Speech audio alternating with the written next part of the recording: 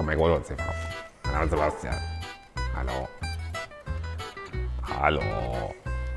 Hallo.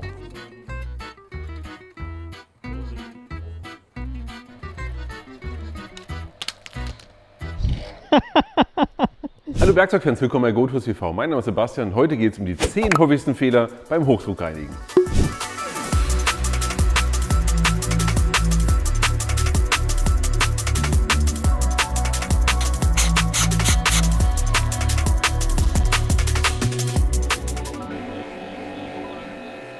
Ja, bei einem Hochdruckreiniger kann man jede Menge falsch machen, die vor allem auch richtig falsch benutzen. Im Zweifel machst du ihn kaputt und wenn du einen in der Garage stehen hast, ist das hier dein Video. Und denk dran, wie immer, es gibt natürlich etwas zu gewinnen und zwar einen 250 € Einkaufsgutschein von Goldholz.de.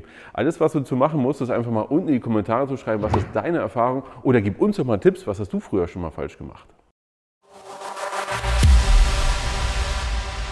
Wenn du so einen Hochdruckreiniger benutzt, da ist erstmal die Marke völlig egal. Kann eine falsche Nutzung oder eine falsche Benutzung wirklich dazu führen, dass das Gerät kaputt geht. Oder dass deine Reinigungsleistung nicht ordentlich ist oder dass du dich die ganze Zeit fragst, warum habe ich denn hier keinen Druck? Und das wollen wir uns heute mal anschauen. Kommen wir zum Thema Druck. Du möchtest loslegen mit dem Hochdruckreiniger und am Ende kommt da unten kaum Wasser raus und du hast keine Reinigungsleistung. Aber woran kann das liegen? Die erste Sache, das ist relativ simpel. Es kann einfach sein, dass der Druck an deinem Druckventil nicht richtig eingestellt ist. Weil vielleicht gab es irgendjemand anderem, der gesagt hat, nee, ich brauche jetzt gerade mal ein bisschen weniger, hat es runtergestellt und du würdest das vielleicht selbst niemals tun. Und dann guckst du hin und sagst, 2 Bar ist ein bisschen wenig, deswegen hoch, hoch, hoch und schon geht's wieder. Aber denk dran, nicht jeder Hochdruckreiniger hat ein Druckventil, ergo wir brauchen eine andere Ursache. Woran kann es liegen? Erst einmal, der Schlauch ist verstopft. Es kann sein, dass du den Schlauch falsch gelagert hast oder aus irgendeinem Grund der Schlauch wirklich kaputt gegangen ist. Das heißt, du nimmst den Schlauch, der hat ja immer funktioniert, schließt ihn ans Wasser an, schließt ihn an den Hochdruckreiniger an und es passiert aber nichts. Dann einfach beim Hochdruckreiniger mal abziehen, gucken, ob da auch wirklich Wasser rauskommt. Wenn dort Wasser rauskommt, wirst du es ja in der Regel immer bitte an genau so etwas anschließen, an einen Vorfilter. Und zwar, wir haben ja hier so einen ganz groben Vorfilter, das reicht nicht aus. Warum? Dieser Vorfilter hier, solche ganz groben Vorfilter, das ist wirklich nur für den groben Schmutz und ich sag mal so bis kleine Steine vielleicht, aber Sandkörner können hier locker noch durch. Dafür gibt es solche Filter, die gibt es in der Größe und auch noch deutlich größer, um noch mehr Schwebstoffe rauszufiltern. Wenn du so einen Vorfilter benutzt, dann kann das natürlich sein und das dafür da, damit eben kein Sand in deine Pumpe reinkommt, Pumpe geht sonst kaputt. Da kann es natürlich sein, dass auch dieser Filter hier sich zusetzt. Dann einfach aufmachen, hier reinigen, dafür sorgen, dass das Gummi wieder an der richtigen Stelle ist, reinigen und dann wieder einsetzen und dann kommt da auch Wasser bei raus. Ich möchte noch was zum Thema Filter sagen, weil viele wirklich unbedacht einfach ihren Gartenschlauch an den Hochdruckreiniger ranschließen und sagen, jetzt geht es los.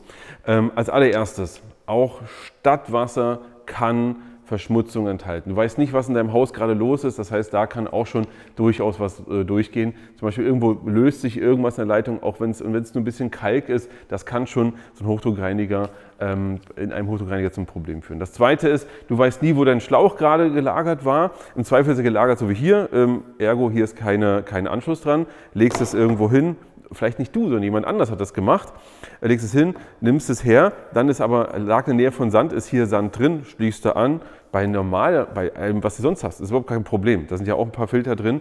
Im Zweifel wird es halt vorne in deiner Düse raus und deine Pflanzen bekommen das ab. Das ist kein Thema. Aber der Hochdruckreiniger, der verzeiht das eben nicht. Und deswegen, weil du es eben nicht genau weißt und du hast immer, selbst wenn du richtig schönes Stadtwasser benutzt, hast du manchmal hier unten trotzdem Verschmutzung drin, hatte ich gerade letztens mit so einem Schlauch auch. Ein anderer Grund ist, warum du so oder sogar noch einen deutlich besseren Filter benutzt, ist einfach, wenn du irgendwas anderes nimmst. Wenn du zum Beispiel sagst, ich pumpe meinen Pool aus, ich pumpe irgendwelche Tonnen aus, ich pumpe irgendwas anderes aus, da weißt du nie, was da drin ist. Und da brauchst du auf jeden Fall mindestens so einen oder einen besseren Filter. Ob dein Hochdruckreiniger saugen kann, da kommen wir gleich noch dazu. Aber wir sind ja immer noch bei zu wenig Druck. Wo kann es denn noch herkommen? Du hast jetzt die Wasserleitung funktioniert, dein Filter funktioniert, das kommt alles an, das funktioniert einfach alles. Der Druck ist eingestellt und trotzdem kommt vorne aus deiner Düse nicht richtig was raus und das funktioniert alles irgendwie nicht so richtig. Woran kann das liegen? Wir haben ja hier vorne eine Düse und da kommt der Wasserstrahl raus. Jetzt nehmen wir mal an, das hier ist verschlissen, weil das ist nicht wartungsfrei. Irgendwann sind solche Düsen halt auch mal hin. Dann gehst du in den Shop und sagst einfach, ja, das ist hier meine, klick, klick, klick, bestellst das.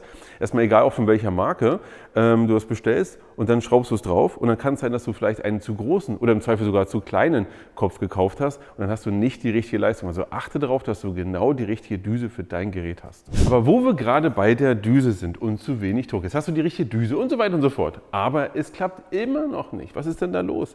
Das kann natürlich durchaus sein, dass durch Verschmutzung, weil du eben nicht den richtigen Filter benutzt hast, mein Freund, hast du einfach dann doch irgendwas hier reinbekommen und hast hier eine Verschmutzung in der Lanze drin.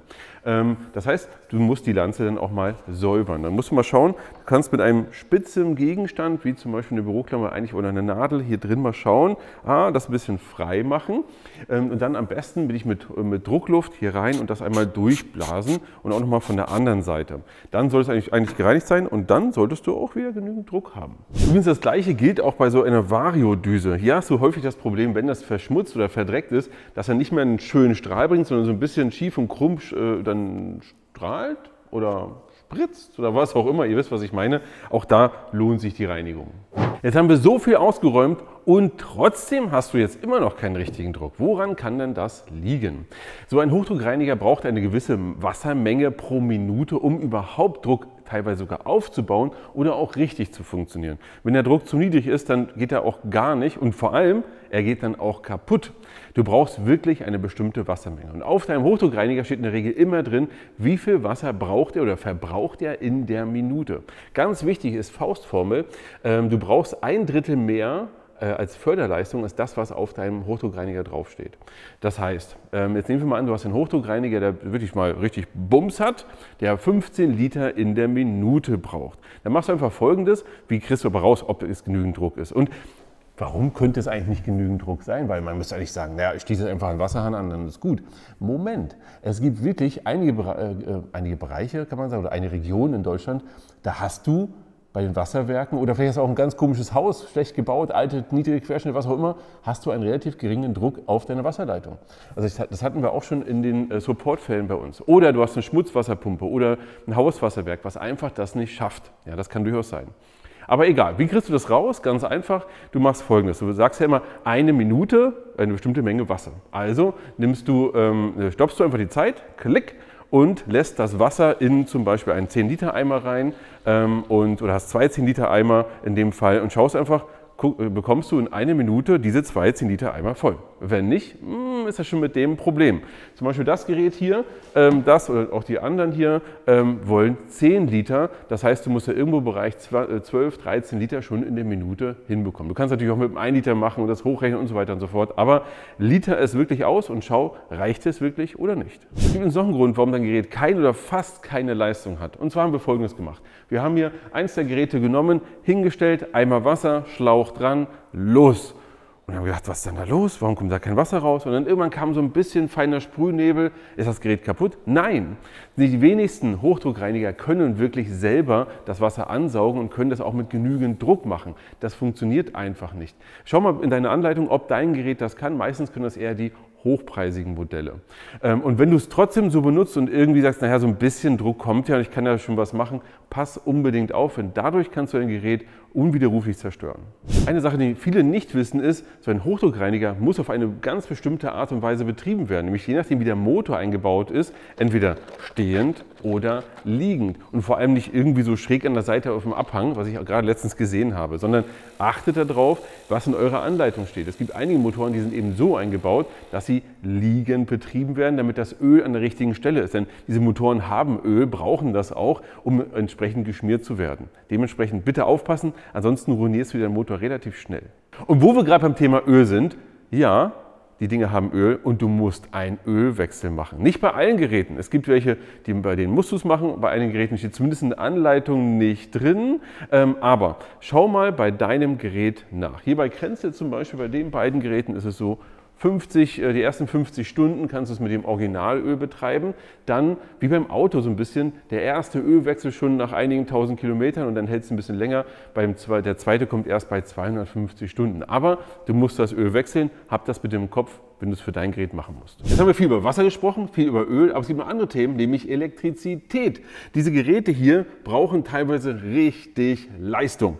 Wir haben hier ein Gerät, was durchaus auch mal 2800 Watt, also 2,8 kW und darüber hinaus ziehen kann. Und was haben wir dann? Es kann natürlich durchaus sein, dass deine Sicherung sagt, ich weiß nicht, und fällt einfach raus.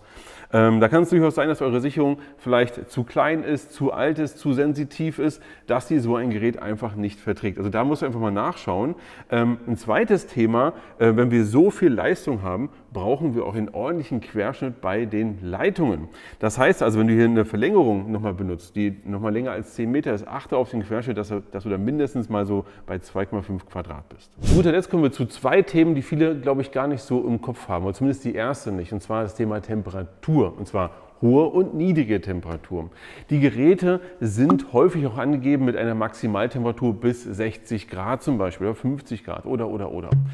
Aber achte bitte drauf, ich meine, so heißes Wasser brauchst du in der Regel nicht, aber sei es mal drum. Ja? Wenn du 60 Grad heißes Wasser, das ist vielleicht eine Spitzenleistung, die du mal kurz auch nutzen kannst, aber es ist nicht dafür gedacht, um dauerhaft immer 60 Grad heißes Wasser durch die Geräte durchzuballern. Das lässt die Dichtung irre schnell altern, also mach das einfach nicht. Als Maximaltemperatur würde ich sowas wie 35, 40 Grad sehen und passt auf, dass ihr kein zu heißes Wasser nutzt.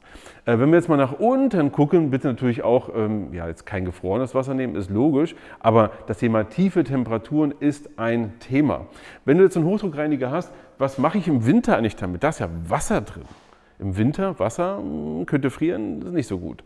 Als allererstes, wie überwintert ihr denn so ein Hochdruckreiniger? Macht ihr Folgendes: Ihr macht die ganzen Filter ab und schaut mal, dass ihr einfach so das Wasser schon mal rauslaufen lässt. Dann habt ihr optimalerweise einen Druckluft, besser gesagt, Druckluft, und könnt ihn wirklich ausblasen. Das ist optimal, um zumindest das meiste an Wasser rauszubekommen. Wenn du keinen Druckluft hast, kannst du auch mal so 2, 3, 4 Sekunden das Gerät ohne Wasserzulauf laufen lassen, dass er zumindest das Gröbste an Wasser rauspumpt. Aber wichtig, Hochdruckreiniger niemals bei Minustemperaturen lagern. Wir wollen Wasser raus haben, okay, dass auf jeden Fall nichts passieren kann, aber trotzdem nicht im Winter in der Garage bei minus 10 Grad lagern. Nein, macht das bitte nicht. Das waren erstmal die Tipps, die ich dir mitgeben wollte, die mir so in den Sinn gekommen sind. Wenn du noch weitere Tipps hast, schreib sie bitte unten in die Kommentare. Zur Not mache ich sogar noch ein weiteres Video oder die anderen können einfach mal von euren Erfahrungen profitieren. Und denk dran, damit nimmst du auch direkt an der Verlosung teil. Und solange viel Spaß mit deinem Hochdruckreiniger und bis zum nächsten Mal.